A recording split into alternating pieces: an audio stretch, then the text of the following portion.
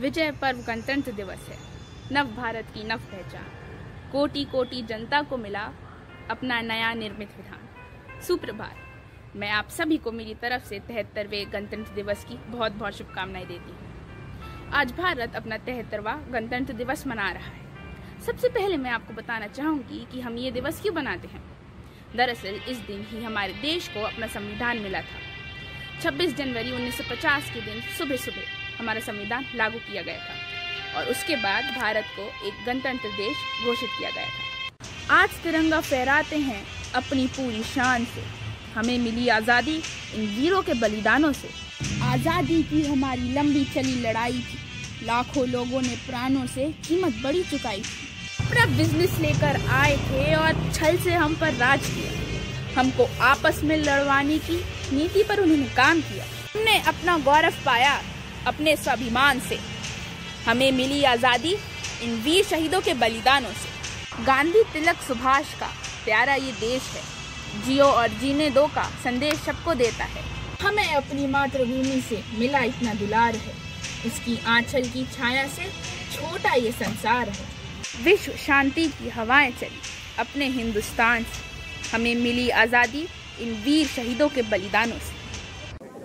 भारत की स्वतंत्रता का सारे जग में मान, दशकों से चली आ रही उसकी अद्भुत शान। सब धर्मों को देकर मान रचा गया इतिहास, इसीलिए हर देशवासी को इसमें है विश्वास। नमस्कार, मैं मोक्षदा चौधरी माननीय श्री युवराज शाह सर और श्री महावीर जैन विद्यालय के समस्त विद्यार्थियों व स्वतंत्र ग्रुप थिएटर के सभी सदस्यगणों को मेरा अभिनंदन। आज हमारे 75वें स्वतंत्र दिवस की आप सभी को शुभकामनाएं। भारत का स्वतंत्रता दिवस हर वर्ष 15 अगस्त को मनाया जाता है। सन 1947 को दिन इसी दिन भारत ने ब्रिटिश शासन से अपना स्वतंत्रता ली थी। भारत की संविधान सभा ने 14 अगस्त ठीक 11 बजे दिल्ली के संविधान हॉल में अपनी 5वीं सत्र की बैठक की और उसमें failure only comes when we forget our ideals, perspectives and objectives। हाँ, वही जवाहरलाल नेहरू जिन्होंने 15 अगस्त 1947 के दिन हमारा राष्ट्रध्वज फहराया था लॉरी गेट लाल किले में।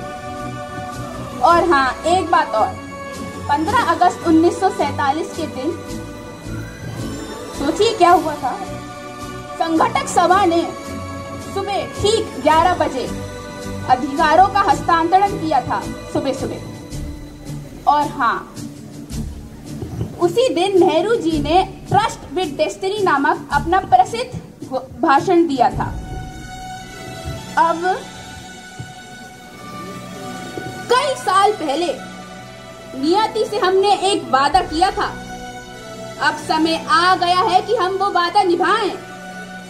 पूरी तरह ना सही, पर कुछ हद तक तो निभाएं। आधी रात के समय जब दुनिया सो रही होगी, भारत जीवन और स्वतंत्रता के लिए जाग जाएगा। ऐसा क्षण आता है, मगर इतिहास में बिरले ही आता है, जब हम पुराने से बाहर निकल एक नए युग के ओर कदम रखेंगे। जब एक युग समाप्त हो जाएगा, जब एक देश की लंबे समय से दबी हुई आत्मा मुक्त हो जाएगी। ये संयोग ही तो है जो पवित्र अवसर पर हम भारत और उसके लोगों की सेवा करने के लिए, सबसे बढ़कर मानवता की सेवा करने के लिए, समर्पित करने के लिए प्रतिज्ञा ले रहे हैं। आज हम दुर्भाग्य एक युग से बाहर निकल रहे हैं। भारत पुनः अपने आप को खोज पा रहा है। आज हम जिस उपलब्धि का उत्सव मना रहे हैं, वो केवल एक कदम ही तो दूर है और नए अवसरों का खुलने का भी तो अवसर है।